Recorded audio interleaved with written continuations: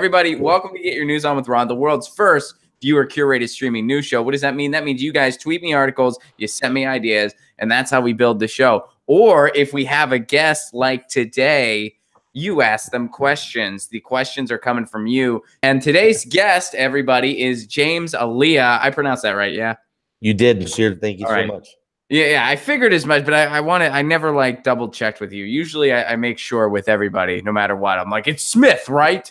It's that's how you say it. But yeah, James Aliyah, he is running for state assembly in the 71st Assembly District, and that's out by San Diego. So, James, what can you tell us about the campaign trail thus far? Let's just kind of start out basic. What are you up against? How has things been so far? How did you get through the primary? Kind of unpack a little bit of that for us, and then we'll get into what you're all about as a candidate. Sure, Ron. So the 71st Assembly District it was definitely a really heavy Republican district. It was almost a 40-point Republican seat. You know, we got through the primary really strong. We're the first Democrats to get through since 2012. It's been two Republicans for the longest time. But this time was unique. We got through, but we got through by holding the incumbent to under 45% as well. So it's still wide open.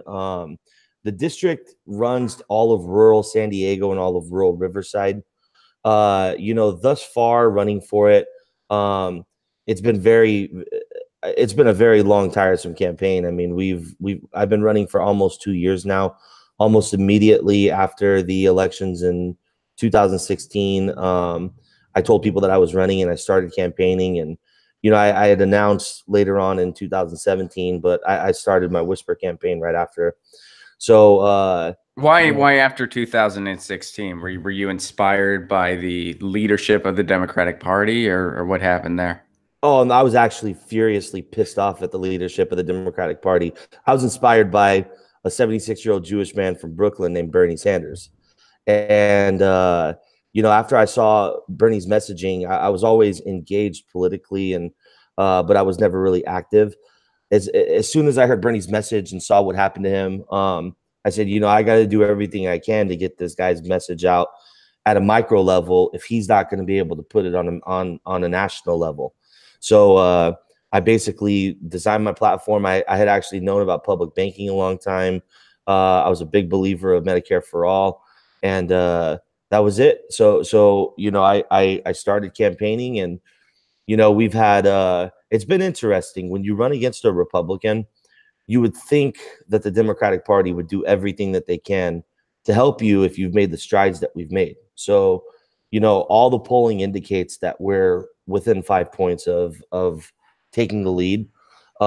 We performed extremely well in the primary, but you know, we just won't play ball the way that they want us to. So we don't get the help that they give everybody else. So do you think it's because you have tattoos? I mean, I think that could be why. Did they see your tattoos? It could be tattoos, but I think it could also be because I do talk a lot of crap about the Democratic Party, and I'll never stop. All right. Well, let's hold up a second then, and let's kind of transition into platform. So what is your platform? What are some of the key bullet points there? So the backbone of our campaign is simple. We, number one, push for public banking. We want to create a public bank in the state of California. I believe if we created a state charter, that number one, saving all that money in remittance costs that we currently spend to pay private banks to manage our money, we could put toward use. But we can actually start making money. I mean, the banking industry is one of the most profitable industries in the United States, and there needs to be some competition amongst banks. You know, they all price everything the same way. And so, you know, if you go to XYZ Bank, you're paying for XYZ product pretty much in comparison to what the others are charging. Now, if the state set the standard and the state had, you know, we charge this for a checking account, or if the state started doing loan programs, the private banks would have to compete. But what's great about it is that, you know, we could do our own small business lending. So, for example, we could create a charter and start lending to the cannabis industry. We can start lending to small business that doesn't qualify for lending because of federal regulations.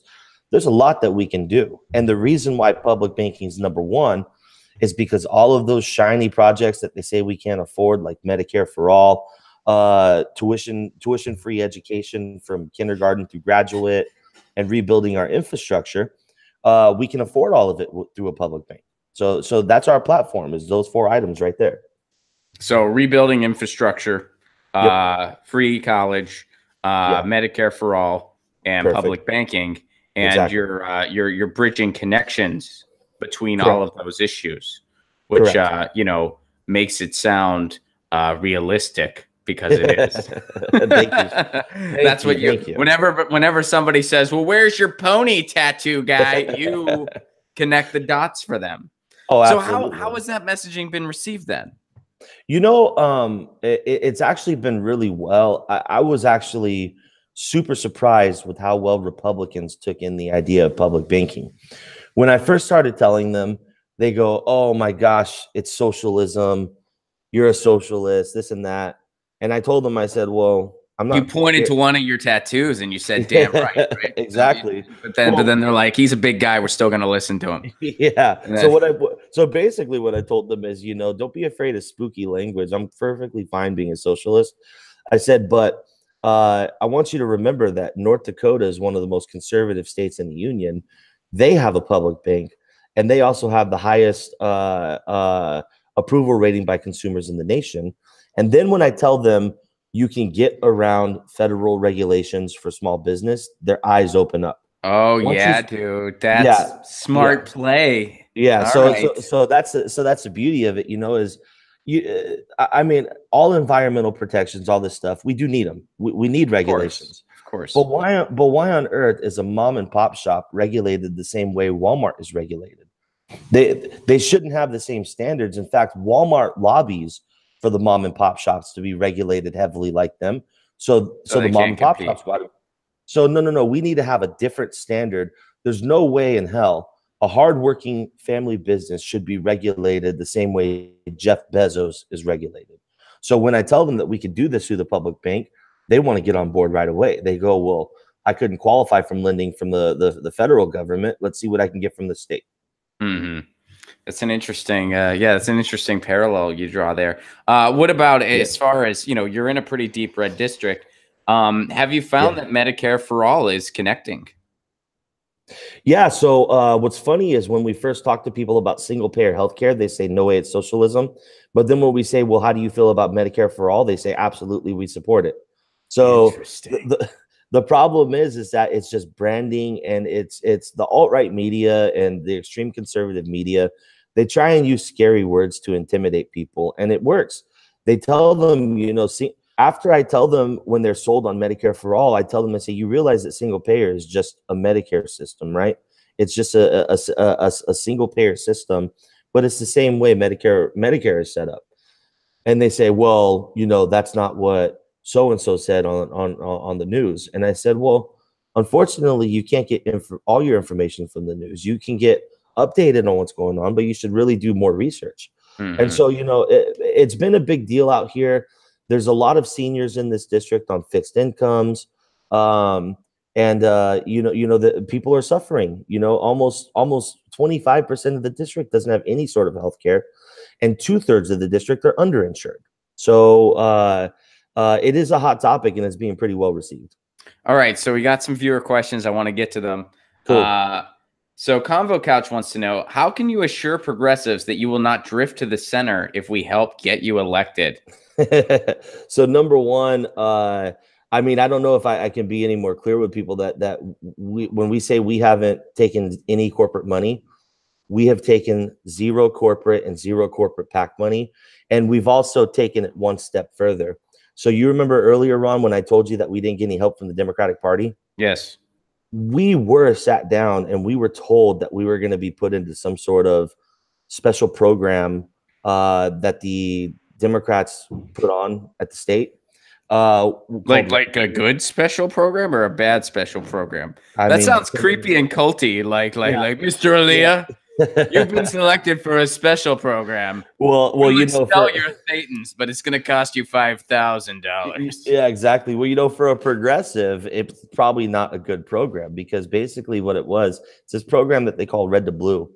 And what they do is they set you up with all these corporations and all these corporate PACs.